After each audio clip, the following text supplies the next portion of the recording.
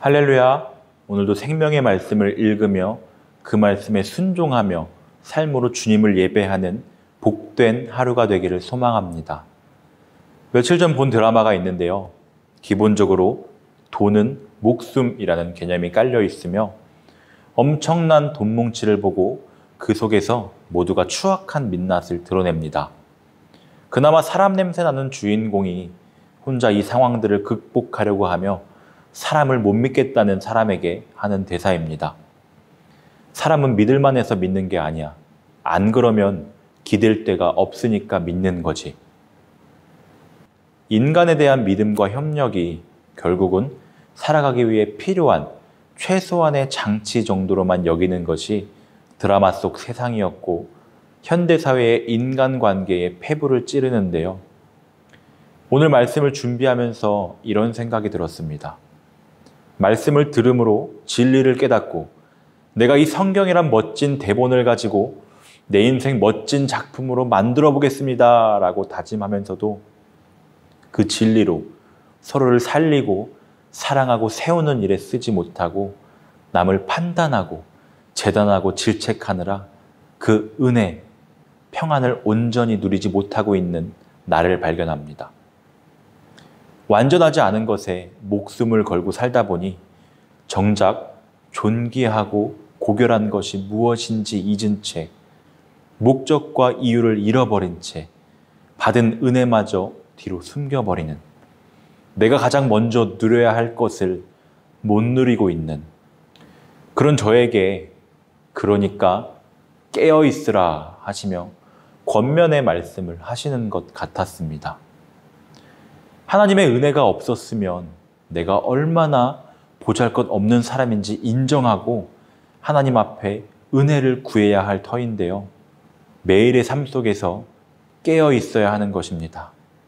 그렇지 않고 살아가다 보면 멸망을 자초하게 될 것입니다. 오늘 우리가 왜 늘 영적으로 깨어 있어야 하는지 본문을 통하여 그 이유들을 살펴보겠습니다. 첫 번째로 우리는 그날을 알지 못하기 때문입니다. 예수님께서 세상 끝날에 있을 여러 가지 징조들을 말씀하고 나서 깨어있으라는 주제의 본문을 결론적으로 말씀하셨습니다. 그런데 그 첫 번째 이유로 그날과 그때는 아무도 모르나니 하늘의 천사들도 아들도 모르고 오직 아버지만 아신다고 하셨습니다. 여기서 그날과 그때란 예수께서 재림하시는 날, 즉 인류의 최후 심판 때를 가리킵니다. 주님은 계속해서 이렇게 언급하십니다. 42절입니다. 그러므로 깨어있으라. 어느 날에 너희 주가 임할는지 너희가 알지 못함이라. 44절입니다. 이러므로 너희도 준비하고 있으라. 생각하지 않은 때에 인자가 오리라. 그렇습니다.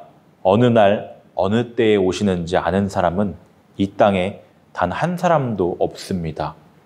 그날이 얼마나 깊이 감추어져 있기에 오죽하면 주께서 당신도 모르고 오직 아버지만 아신다고 하셨겠습니까?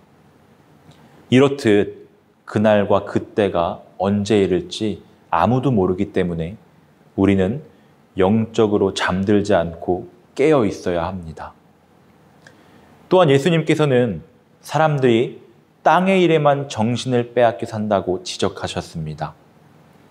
본문에 주님의 말씀을 자세히 살펴보면 노아의 때의 사람들은 노아가 방주에 들어가던 날까지 먹고 마시고 시집가고 장가가고 있었다고 하였습니다.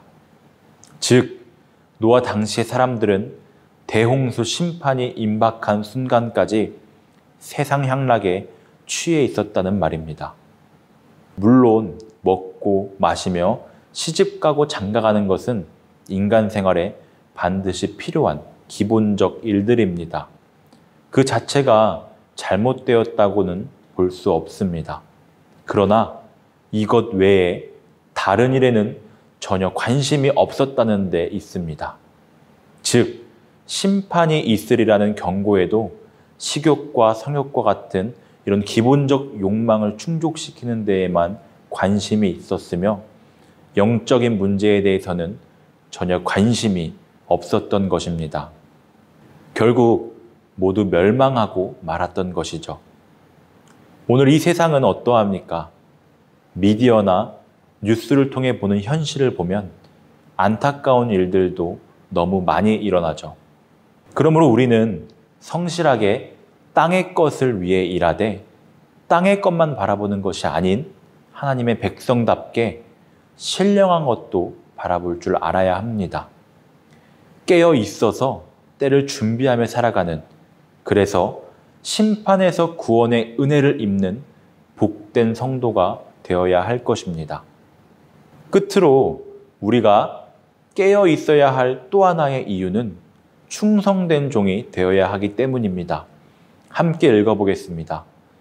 충성되고 지혜 있는 종이 되어 주인에게 그 집 사람들을 맡아 때를 따라 양식을 나눠줄 자가 누구냐? 주인이 올 때에 그 종이 이렇게 하는 것을 보면 그 종이 복이 있으리로다. 내가 진실로 너희에게 이르노니 주인이 그의 모든 소유를 그에게 맡기리라. 아멘. 그저 주인이 시킨 대로 최선을 다하고 있으면 주님께서 하나님의 영광으로 다시 오실 때 소유하신 모든 것을 맡기겠다는 것. 마지막 때를 살아가는 우리들에게 하나님의 영광에 참여하는 진정한 길이 무엇인가를 분명하게 가르쳐주고 있습니다.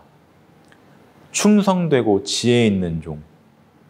직무를 수행하는데 성실하며 분별력 있고 사려 깊은 사람을 말합니다. 하나님의 비밀을 맡은 신령한 청지기들도 그들이 양육하는 사람들에게 영적 양식을 지혜롭게 공급해야 하는데 이 직무는 우리 모두에게 부여되고 있습니다. 그래서 우리가 하나님께서 선물로 주신 은혜와 달란트를 가지고 사람들을 진정으로 섬기며 봉사하는 직무를 수행하는 저와 여러분들이 되었으면 좋겠습니다. 오늘도 헛된 것 구하지 아니하며 주신 직분을 겸손히 수행할 수 있도록 깨어 지혜를 구하며 기쁨의 하루를 살아가는 저와 여러분들이 되기를 축복합니다.